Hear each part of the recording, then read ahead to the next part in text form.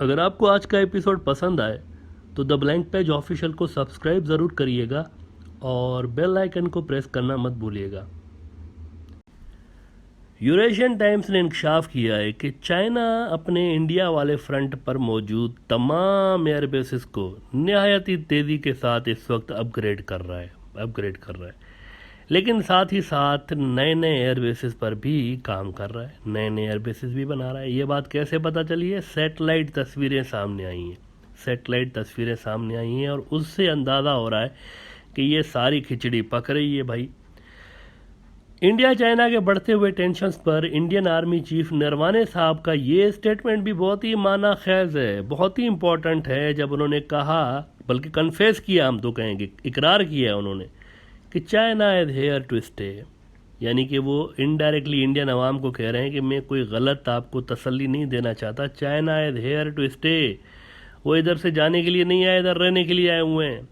ये बात कोई और नहीं कर रहा, इंडिया का आर्मी चीफ खुद कह रहा है। गुज़श्ता साल की जो वीडियोस सर्कुलेट हो रही हैं सोशल मीडिया पे, हर जगह सर्कुलेट हो रही हैं, बांग्लादेश के अंदर वायरल लगी पड़ी हैं, पाकिस्तान में हैं, नेपाल में हैं, भूटान में लोग देख रहे हैं, चाइना के अंदर बहुत ज़्यादा वायरल हैं। इसमें देखा जा सकता है कि इंडियन फ़ौज के जो लोग हैं, इनको चीनी जो फ़ौजी हैं ये पिटाई करते हुए ले जा रहे हैं गिरफ़्तार करके, बड़ी मशहूर हो गई हैं। अब इनके लिए इंकशाफ हुआ है कि ये कोई 200 के लगभग फ़ौजी थे जो कि चीन लेकर गया था। इनका नंबर सामने आ रहा है, 200 फ़ौजी चीनी ले गया था। इनका कुछ पता नहीं कि ये किधर हैं बेचारे, कहाँ पे पड़े हुए हैं, किसके पास हैं, कुछ पता नहीं इनका, लेकिन 200 के लगभग है। अलबत्ता इस बात का ख़तरा अब बहुत ज़्यादा है, लास्ट ईयर से भी ज़्यादा इस साल ख़तरा है कि ये जो विंटर है ये हॉट विंटर हो सकता है। आलमी मीडिया इसको हॉट विंटर कह रहा है कि ये हॉट विंटर हो सकता है। क्यों? क्योंकि इंडिया चाइना टेंशन्स उस लेवल पर पहुंच चुके हैं ड्यूरिंग द ईयर कि विंटर में ये बहुत ज़्यादा यहाँ पे कोई क्लैश हो सकता है, गुज़िश्ता साल से बड़ा क्लैश हो सकता है। इसका एक बहुत बड़ा रीज़न ये भी है कि China wants to bleed India, वो इंडिया को ब्लीड करवाना चाह रहा है। वो आएंगे नहीं यहाँ पर, उनकी नीयत नहीं है कि आगे आएंगे लद्दाख में। वो इसके लिए, हमने पहले आपको बताया हुआ है, 1-1.5 साल 2 साल वेट करेंगे।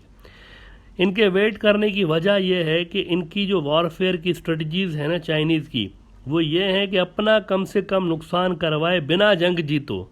अपना कम से कम, जब जंग शुरू करो ऐसे करो कि दुश्मन को लड़ने का मौका ही ना मिले। ये उनकी वॉरफेयर की स्ट्रेटजी। आप देखें, कुछ ऐसा हो सकता है जैसे अफ़गानिस्तान में देखें ना, वहाँ पर मिनिमम ब्लड शेड के साथ एक काम हो गया। और किसने? वो जो चाइना की प्रॉक्सी है, जो पाकिस्तान चाइना के लिए का एक फेवरेट ग्रुप था, वो वहाँ पर आ गया पावर में।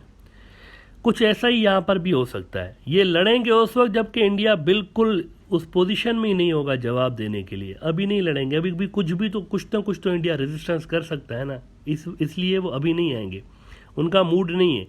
ये आएंगे तकरीबन 1-1.5 साल 2 साल के। जब ये आएंगे इंडिया रेजिस्टेंस की पोजीशन में ही नहीं होगा, ये हम आपको बता दें। वो इनको बिल्कुल पैरालाइज करके फिर आएंगे।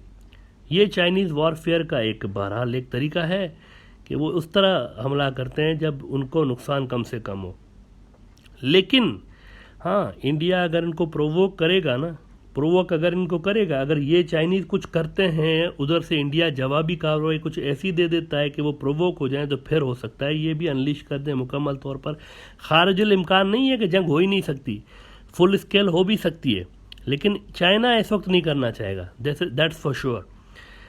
अलबत्ता ये क्लियर है कि चाइना वांट्स इंडिया टू पे। ये जो अगस्त 2019 में कश्मीर और लद्दाख पर से आर्टिकल 370 हटा के मोदी साहब ने एक पॉलिटिकल पॉइंट स्कोरिंग की गलती कर दी थी, बल्कि हम कहेंगे ब्लंडर कर दिया था हिंदुत्व के गुंडों को खुश करने के लिए। ये आर्टिकल 370 उन्होंने हटा दिया। ये भी नहीं सोचा कि क्या होगा, रॉन्ग कैलकुलेशन।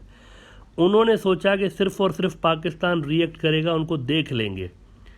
चाइना को उन्होंने सोचा ही नहीं, उनके जहन में ही नहीं था कि चाइना ये सब कुछ कर सकता है। इनकी, क्योंकि ये कोई मिलिट्री जनरल नहीं है, इनके जहन में सिर्फ वो सियासतदानों वाली चीज़ें चलती हैं। उस पार्टी को उससे लड़ा दिया, इसको उससे लड़ा दिया, इसको जेल में, इसके लिए पीछे वो लगा दी, इंक्वायरी कमीशन लगा दी, इसके पीछे हमने स्पेशल NIA की टीम लगा दी। इनके जहन में ये चीज़ें, ये कोई मिलिट्री जनरल नहीं है कि चाइना का माइंड पढ़ सके, लेकिन उन्होंने ये गलती कर दी बहरहाल। अब अहम सवाल ये है, इस पे इंडिया में पता नहीं क्यों बात नहीं हो रही। बात नहीं हो रही कि इस सारे झमेले ने इंडिया को कितना नुकसान दिया हुआ है, फाइनेंशियली कितना हर्ट किया हुआ है। एक तो 1000 स्क्वायर किलोमीटर इस वाक़े के बाद जो मोदी साहब ने हरकत की आर्टिकल 370 वाली, एक 1000 स्क्वायर किलोमीटर तो गया ना इंडिया के हाथ से, एक ये तो छोड़ दें, फाइनेंशियली कितना नुकसान हुआ है इस पर ज़रा कोई बात करे ना। इंडिया के अंदर क्यों नहीं हो रही बात, मीडिया के अंदर क्यों कोई सवाल नहीं कर रहा कि 5 अगस्त के बाद जो जो इवेंट्स हुए हैं उसमें इंडिया के पैसे कितने लगे, कोई बात करे ना इस पर, कोई नहीं कर रहा। लेकिन हम आज इस पे बात करेंगे, मोटी मोटी बात करेंगे। एग्जैक्ट डेटा तो जाहिर सी बात है हमारे पास भी नहीं होगा क्योंकि कोई फ़ौज एग्जैक्ट डेटा रिलीज़ नहीं करती, लेकिन जो डेटा अवेलेबल है मीडिया में उस पर बात करेंगे कि मोदी साहब का ये जो फैसला था, इनको तो बड़ा फ़ायदा हुआ जी। मिठाइयाँ बांटी गई, जलेबियाँ, बर्फ़ियाँ, रसगुल्ले, पता नहीं क्या क्या बांटे गए, वो क्यों कमाल हो गया भाई, मोदी साहब क्या ज़बरदस्त आपने काम किया है। लेकिन इसके पीछे जो तूफ़ान आया है, पैसों का इतना ज़्यादा ज़्या हुआ है, फ़ौजी उधर से अलग से मर रहे हैं, इलाके अलग से जा रहे हैं, बिल्डअप ऑलरेडी हुआ पड़ा है, आर्मी खड़ी हुई है जगह जगह पे, तो ये कितने का पड़ गया है इसका ज़रा देखते हैं। Indian news outlet the wire ने लद्दाख में तैनात रहने वाले एक अपने जनरल रिटायर्ड AP सिंह साहब के हवाले से उन्होंने लिखा था कि एक मोहतात अंदाजे के मुताबिक साल के इंडिया 36,500 करोड़ खर्च कर सकता है सिर्फ वहाँ चीन की एडवांसमेंट को रोकने के लिए, सिर्फ बैठे रहने के लिए। यानी ये 36,500 करोड़ कोई ज़मीन चाइना से वापस लेने के लिए खर्चे नहीं हो रहे, सिर्फ और सिर्फ वहाँ बैठे रहने के लिए चौकीदार की तरह कि चाइना मज़ीद ना आगे आ जाए, उनके एडवांसमेंट को रोकने के लिए इतने पैसे। लेकिन 36,500 भी एक कंडीशन है, जब तक फ़ौजी तकरीबन 25 से 30 हज़ार तक हैं वहाँ पे इतना खर्चा लग सकता है। अगर 25 से 30 हज़ार तक की फ़ौज डिप्लॉयड है लद्दाख के अंदर तो 36,500 करोड़ लगेंगे। यानी ये कुछ इस तरह की टेरेन है, इतनी मुश्किल टेरेन है कि यहाँ पर ज़मीन का पहरा देना ही 36,500 करोड़ का पड़ जाता है, ऐसी टेरेन है। अब ट्रेडिशनली तो इतना खर्चा यहाँ रहता नहीं है ना, यहाँ पर फौजें नहीं रहती थी ज़्यादा। ये कोई अभी जो इंडिया चाइना ये जो टेंशन्स बढ़े, इससे पहले कोई ज़्यादा फ़ौज नहीं थी इंडिया की, सारी फ़ौज पाकिस्तान वाले बॉर्डर पर होती थी। इस फ्रंट को इंडिया ख़तरा ही नहीं समझता था, इंडिया ने पैसे भरे ही नहीं थे पहले कहीं इस पर, तो उनको इतना पता नहीं था कि यहाँ पर ये सब कुछ हो सकता है।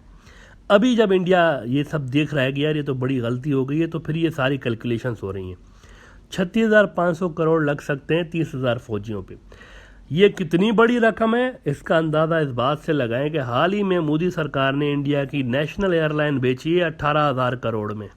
इसका डबल कर दें, इंडिया की 2 नेशनल एयरलाइन हो ऐसी, तब जाके 1 साल का खर्चा निकलता है लद्दाख को पहरा देने का। इतनी ज़्यादा अमाउंट है ये।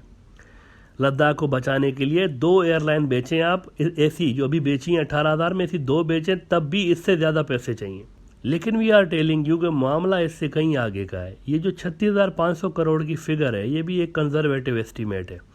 ये 30,000 तक की फ़ोर्स के लिए एक एस्टीमेट है। अगर 30,000 तक की फ़ोर्स है, 25 से 30,000, तो इतने पैसे लग सकते हैं।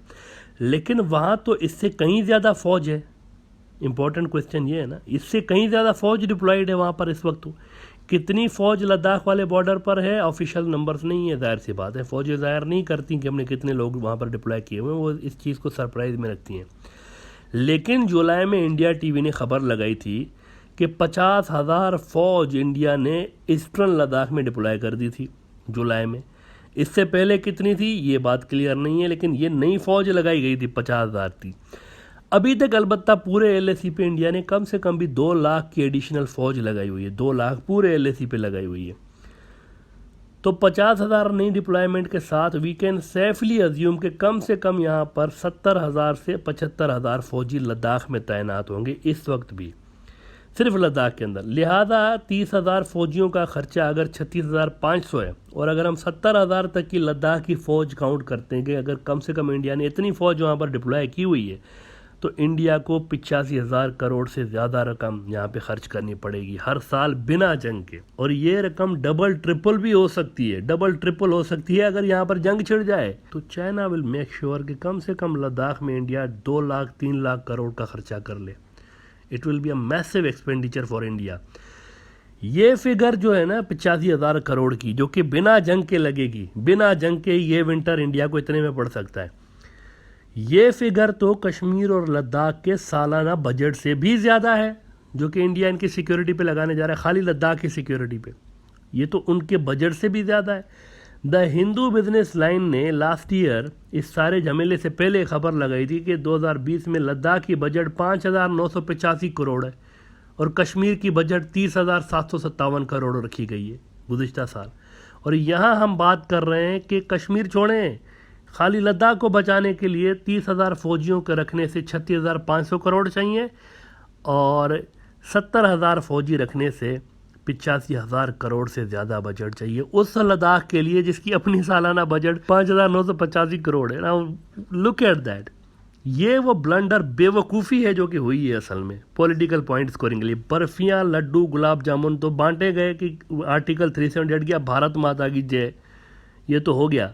लेकिन उसके बाद क्या हुआ है, वो इंडिया की स्टेट जिसका बजट ही 5,985 करोड़ है, we are talking now about its security expenses कि उसको बचाने के लिए 85,000 करोड़ हर साल देने पड़ेंगे। लुक एट दैट, जब तक मिलिट्री बिल्डअप है ये 85,000 करोड़ ऐसे ही देंगे हम, बिना सिर्फ वहाँ पर खड़े रहने के लिए। उस यानी 5,985 करोड़ साल का बजट था, आपने 50,000 करोड़ उसे सिक्योरिटी लगा दिया आपने। ये कोई तुक बनता है भला? दिस इज़ द मैस विच मोदी साहब has created and BJP has created for India. इस पे सोचना पड़ेगा कि ये क्या हुआ है वहाँ पर। This is the mess which they have created for India to achieve their own political agendas by removing Article 370 from Kashmir and Ladakh to start this conflict। ये सारा उसके बाद हुआ है, पहले तो नहीं आया था। पहले तो वहाँ पर फौजें बराए नाम होती थी, कुछ भी नहीं होता था। लेकिन अब देखें आप, इतना पैसा इंडिया को खर्चा करना पड़ रहा है सिर्फ वहाँ पर चौकीदारी करने के लिए।